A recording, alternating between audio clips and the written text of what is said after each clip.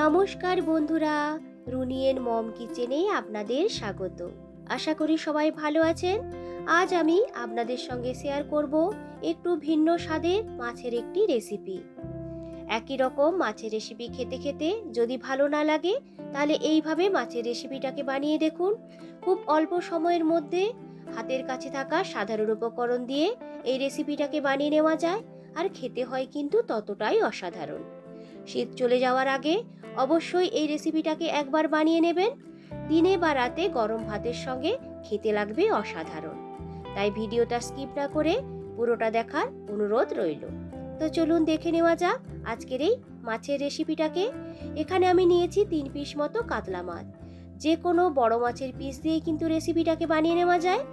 প্রথমেই আগে মাছগুলোকে ভালো করে ধুয়ে জল ঝরিয়ে নেওয়ার পর এর মধ্যে দিয়ে দেব এক এক করে নুন, হলুদের গুঁড়ো, লঙ্কার গুঁড়ো, সামান্য একটু লেবুর রস, আর দিয়ে দেব সামান্য একটু তেল। ভালো করে মাছের সঙ্গে সমস্ত মশলাগুলোকে মাখিয়ে নেব।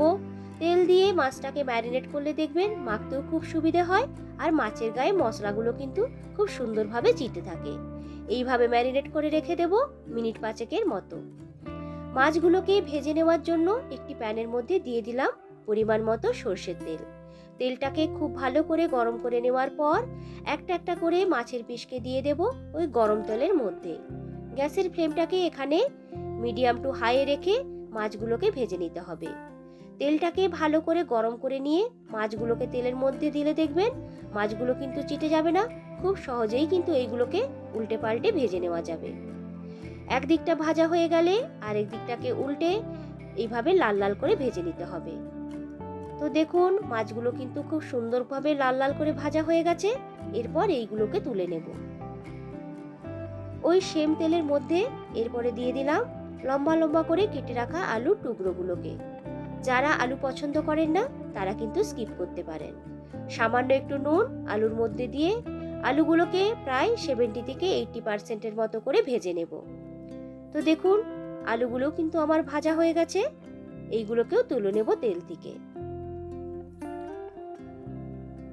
বাদ বাকি যে তেলটা পড়ে থাকলো ওর মধ্যে দিয়ে দিলাম হাফ টেবিল চামচের মতো কালো জিরে ও একটা কাঁচা লঙ্কা। এই ফোড়ন থেকে যখন খুব সুন্দর একটা গন্ধ বেরোতে শুরু করবে ওর মধ্যে দিয়ে দিলাম কুচিয়ে রাখা পেঁয়াজ। ভালো করে পেঁয়াজগুলোকে একটু লাল লাল করে ভেজে নেব। তো দেখুন পেঁয়াজগুলো কিন্তু আমার লাল লাল করে ভাজা হয়ে গেছে। এরপর এর মধ্যে দিয়ে দিলাম হাফ টেবিল চামচ মতো রসুন বাটা ও হাফ টেবিল চামচ করে আদা বাটা। আদা এবং রসুনের মধ্যে যে একটা কাঁচা গন্ধ থাকে যতক্ষণ না পর্যন্ত চলে যাচ্ছে ততক্ষণ পর্যন্ত কিন্তু মশলাটাকে কষে নিতে হবে। তো দেখুন প্রায় 2 থেকে 3 মিনিটের মতো ভেজে নিয়েছি। এরপর এর মধ্যে দিয়ে দিলাম 1 টিস্পুন করে হলুদ গুঁড়ো, লঙ্কা গুঁড়ো, ধনে গুঁড়ো ও জিরে গুঁড়ো। সামান্য একটু জল ওই মশলার ভেতরে অ্যাড করে দিয়ে ভালো করে মশলাটিকে কষে নেব। গ্যাসের ফ্লেমটাকে এখানে লো টু মিডিয়ামে রেখে মশলাটিকে কষে নিতে হবে। মশলাটিকে ভেজে নিতে নিতে তৈরি করে নেব একটা পেস্ট, যা এই মাছের রেসিপির স্বাদটাকে অনেকটাই বাড়িয়ে দেবে। একটি মিক্সি জারের মধ্যে নিয়ে নিলাম 1 বাটি মতো মটরশুঁটি। এর মধ্যে দিয়ে দেব 2টো কাঁচা লঙ্কা। ঝালের পরিমাণটা আপনারা আপনাদের প্রয়োজন বুঝে দিয়ে দেবেন। আর দিয়ে দিলাম বেশ কিছুটা ডাঁটি সমেত ধনেপাতা ও একটা বড় মাপের টমেটো। কোনো রকম জল ব্যবহার না করেই এইরকম একটা স্মুথ পেস্ট তৈরি করে নিতে হবে। টমেটোর মধ্যে যে জল আছে তা দিয়েই কিন্তু এই পেস্টটা খুব সুন্দরভাবে তৈরি হয়ে যাবে। তো দেখুন এইদিকে মশলাটাও কিন্তু খুব সুন্দরভাবে ভাজা হয়ে গেছে, আর মশলা চারদিক থেকে তেলটা কিন্তু ছাড়তে শুরু করে দিয়েছে। এই সময় এর মধ্যে দিয়ে দিতে হবে তৈরি করে রাখা সেই পেস্টটাকে। গ্যাসের ফ্লেমটাকে এখানে কিন্তু একদম লোতে করে দিতে হবে। মিক্সির জার ধুয়ে বেশ কিছুটা জল ওই মশলার মধ্যে অ্যাড করে দিয়ে ভালো করে মশলাটিকে কষে নিতে হবে। এখানে আরও প্রায় 2 থেকে 3 মিনিটের মতো মশলাটিকে কষে নিয়েছি। দেখুন মশলার কালারটা কিন্তু চেঞ্জ হয়ে গেছে। এই সময় এর মধ্যে দিয়ে দিলাম ভেজে রাখা আলুর টুকরোগুলোকে।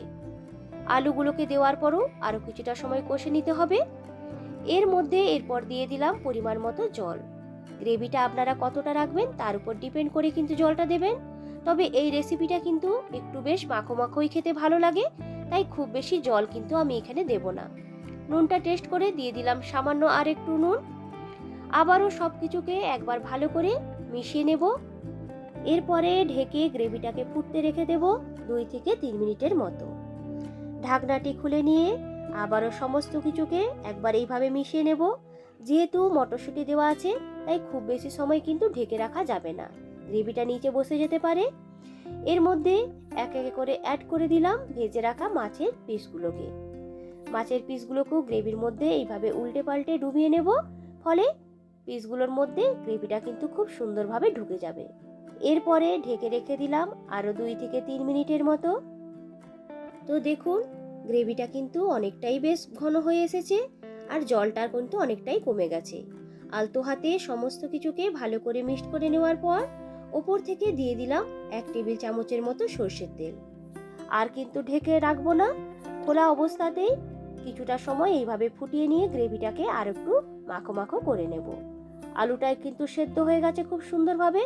মাঝে মাঝে মাছগুলোকে এইভাবে উল্টে পাল্টে দেবেন, তাহলে মাছের ভেতরে গ্রেভিটা কিন্তু খুব সুন্দরভাবে ঢুকে যাবে। তো দেখুন রেসিপিটা কিন্তু আমার রেডি হয়ে গেছে। এরপর গ্যাসটাকে অফ করে দিয়ে ঢেকে স্ট্যান্ডিং টাইমে রেখে দিলাম 5 মিনিটের মতো। 5 মিনিট পর ঢাকনাটি খুললেই কিন্তু তৈরি হয়ে যাবে আজকের এই মাছের রেসিপি। গরম গরম ভাতের সঙ্গে পরিবেশন করুন আজকের এই রেসিপি। তো বন্ধুরা, আজকের এই রেসিপিটা আপনাদের কেমন লাগলো অবশ্যই কিন্তু আমাকে কমেন্ট করে জানাবেন। এই রকম ধরনের নিত্য নতুন রেসিপি দেখতে চাইলে আমার চ্যানেলটিকে সাবস্ক্রাইব করতে হবে। লাইক, কমেন্ট ও বন্ধুদের সঙ্গে শেয়ার করতে কিন্তু ভুলবেন না। আবারও হাজির হব নতুন কোনো দিন নতুন কোনো রেসিপি নিয়ে। ভালো থাকবেন, সুস্থ থাকবেন সবাই। আজকের মতো টাটা।